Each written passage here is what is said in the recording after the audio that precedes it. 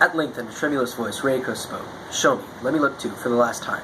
Never before had he heard from his wife's lips so strong and unequivalent a request. It was as if something which her modesty had wished to keep hidden to the end had suddenly burst its bonds of constraint. The lieutenant obediently lay back and surrendered himself to his wife.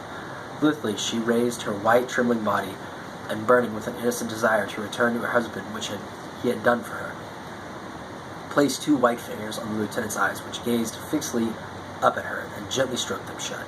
Suddenly overwhelmed by her tenderness, her cheeks flushed by a dizzying uprush of emotion, Reiko threw her arms about the lieutenant's closed, cropped head. The bristly hairs rubbed painfully against her breast. The prominent nose was cold as it dug into her flesh, and its breath was hot. Relaxing in her embrace, she gazed down at her husband's masculine face, the severe brows and closed eyes, the splendid bridge of the nose, the sharply lips drawn firmly together, the blue, clean-shaven cheeks reflecting the light and gleaming smoothly. Reiko kissed each of these. She kissed the broad nape of the neck, the strong, erect shoulders, the powerful chest with its two circles like shield, and rustled the nipples and the armpits, deeply shadowed by the ample flesh of the shoulders and chest. A sweet and melancholy odor emanated from the growth of the hair, and the sweetness of this odor was contained, somehow, the essence of young death. The lieutenant's naked skin glowed like a field of barley, and everywhere the muscles showed in sharp relief, converging on the lower abdomen about the small, unassuming navel. Gazing at the youthful, firm stomach, modestly covered by a vigorous growth of hair, Reiko thought of it as it should be, cruelty cut by the sword, as she lay her head upon it, sobbing in pity and bathed it with kisses. At the touch of his wife's tears upon his stomach, the lieutenant felt ready to endure with courage the crudest of agonies of his suicide. What ecstasy they experienced after these tender exchanges may well be imagined. The lieutenant raised himself and enfolded his wife in a powerful embrace, her body now limp with exhaustion after her grief and tears. Passionately they held their faces close, rubbing cheek against cheek. Reiko's body was trembling. Their breasts, moist in sweat, were lightly joined, and every inch of the young, beautiful bodies had become so much with one another that it seemed impossible there should ever be a separation. Reiko cried out. From the heights they plunged into the abyss, and from the abyss they took a swing which soared once more to dizzying heights. The lieutenant panted like the regimental standard-bearer on a routine march. As one cycle ended, almost immediately a new wave of passion would be generated, and together, with no trace of fatigue, they would climb again in a single breathless movement at the very summit. When the lieutenant at last turned away, it was not from weariness. For one thing, he was anxious not to undetermine the considerable strength he would need to carry out his suicide. For another, he would have to be sorry to mar the sweetness of the last memories by overindulgence. Since the lieutenant had clearly descended, Reiko, too, with her unusual compliance following his example, the two lay on their backs with fingers interlaced, staring fixedly at the dark ceiling. The room was warm from the heater, and even when the sweat had ceased to pour from their bodies, they felt no cold. Outside in the hushed night, the sound of passing traffic had ceased. Even the noises from the trains and streetcars around Yotusha Station did not penetrate this far. After echoing through the region bounded by the moat, they were lost in the heavily wooded park, fronting the broad driveway before Alaska Palace. It was hard to leave the tension gripping this whole quarter, where the two factions of the bitterly divided Imperial Army now confronted each other, poised for battle. Savoring the warmth glowing within themselves, they lay still and recalled the ecstasies they had just known. Each moment of the experience was relived.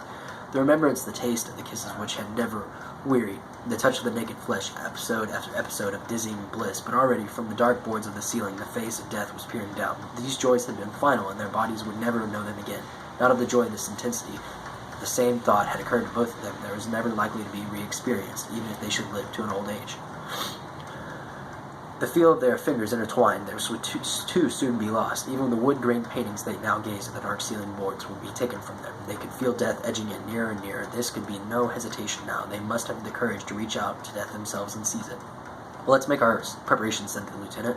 The note of determination meant the words was unmistakable. By the same time, Reiko had never heard her husband's voice so warm and tender. After they had risen, a variety of tasks awaited them. The lieutenant, who had never once before helped with the bedding, now cheerfully set back the door in the closet, lifted the mattress across the room by himself, and stowed it away inside. Reiko turned off the gas heater and put away the lamp stand. During the lieutenant's absence, she had arranged his room carefully, sweeping and dusting it to a fresh cleanliness, and now, if one overlooked the rose table drawn in the corner, the 8-mat room gave all the appearance of a reception room, ready to welcome an important guest. We've seen some drinking here, haven't we, with Kano and Homochi and Noguchi? Yes, they were great drinkers, all of them. We'll be meeting them before long in the other world. They'll tease us, I imagine, when they find I brought you with me. Descending the stairs, the lieutenant turned to look back at his calm, clean room, now brightly illuminated by the ceiling lamp. They floated across his mind faces of the young officers who had drunk here and laughed and innocently bragged. He had never dreamed that then he would one day be cut open his stomach in this room. In the 2 rooms downstairs, husband and wife busied themselves smoothly and serenely with their respective preparations. The lieutenant went to the toilet and the bathroom to wash. Meanwhile, Reiko folded away her husband's padded robe, placed his uniform tunic, his trousers, and newly cut bleached loincloth in the bathroom, and set out sheets of paper in the living room for the farewell notes. Then she removed the lid from the writing box and began rubbing ink from the ink tablet. She had already decided upon the wording of her own note. Reiko's fingers pressed hard upon the cold gilt letters of the ink tablet, and the water in the shallow well once darkened, as if a black cloud had spread across it. She stopped, thinking that this repeated action, this pressure from her fingers, the rise and fall of faint sound, was all solely for death. It was a routine domestic task, simple paring away of time until death should finally be for her. But somehow, in an increasingly smooth motion, the tablet rubbing the stone, and a scent from the thickening ink, there was an unspeakable darkness.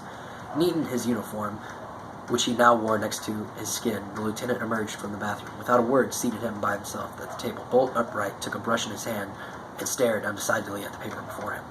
Reiko took a white silk kimono with her and entered the bathroom. When she reappeared in the living room, the clad white kimono and her face lightly made up, a farewell note lay completely on the table beneath the lamp. The thick bust strokes had said simply, "Long live the Imperial Forces, Army Lieutenant Takami Shinji." While Reiko sat opposite him, writing her own note, the lieutenant gazed in silence, intensely serious, at the controlled movement of his wife's pale fingers as they manipulated the brush.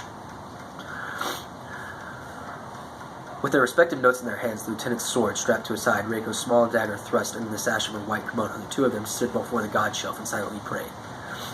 Then they put out all the downstairs lights. As he mounted the stairs, the lieutenant turned his head and gazed back at the striking white-clad figure of his wife climbing behind him with lowered eyes from the darkness beneath.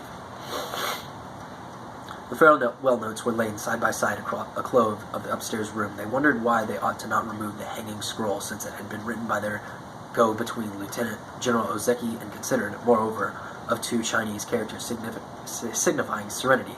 They left it where it was. Even if it were become stained with splashes of blood, they felt like the Lieutenant General would understand.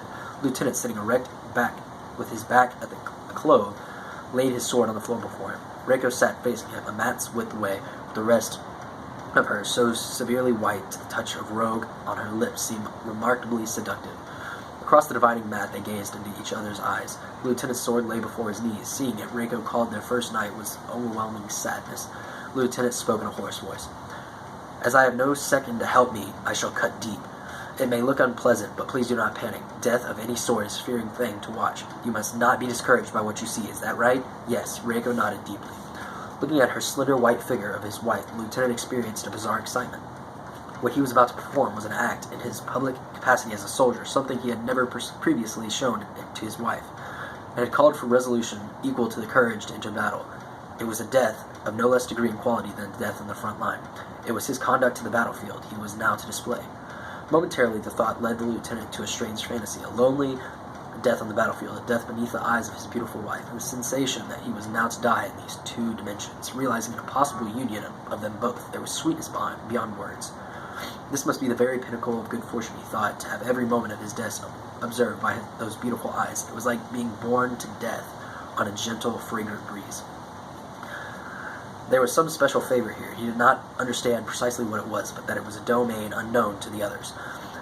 A dispensation granted to no one else that had been permitted to himself. In the radiant, bridge-like figure of his white-robed wife, the lieutenant seemed to see a vision of all those things he had loved and for which he was about to lay down his life. The imperial household, the nation, the army flag, all of these, no less the wife who had sat before him, were present, observing him closely in never faltering eyes.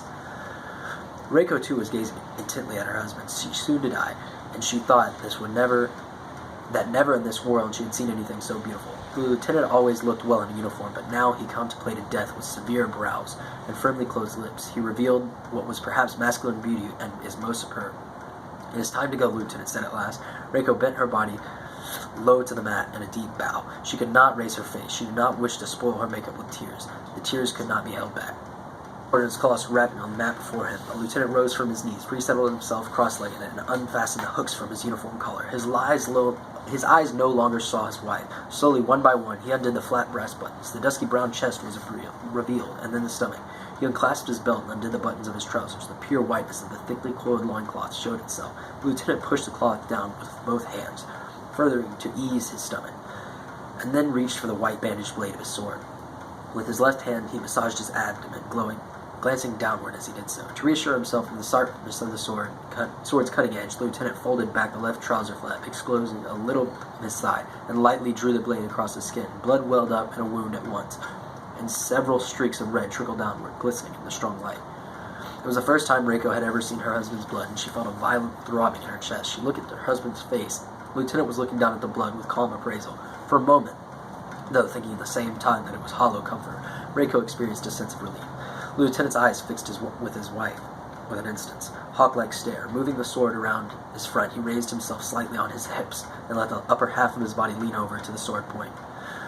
That he was mustering his whole strength was apparent from the angry tension of the uniform at his shoulders. The lieutenant aimed to strike deep into the left of his stomach. His sharp cry pierced the silence of the room. Despite the effort he had put himself into the blow, the lieutenant had the impression that someone else had struck into the side of his stomach, agonizingly with a thick rod of iron. For a second or so, his head reeled, and he had no idea what had happened. The 5 or 6 inches of naked point had vanished completely into his flesh, and the white bandage gripped in his clenched fist pressed directly against his stomach. He returned to consciousness. The blade had certainly pierced the wall of his stomach, he thought. His breathing was difficult. His chest trumped violently, and in some far deep region, which could be hardly believed was a part of himself, a fearful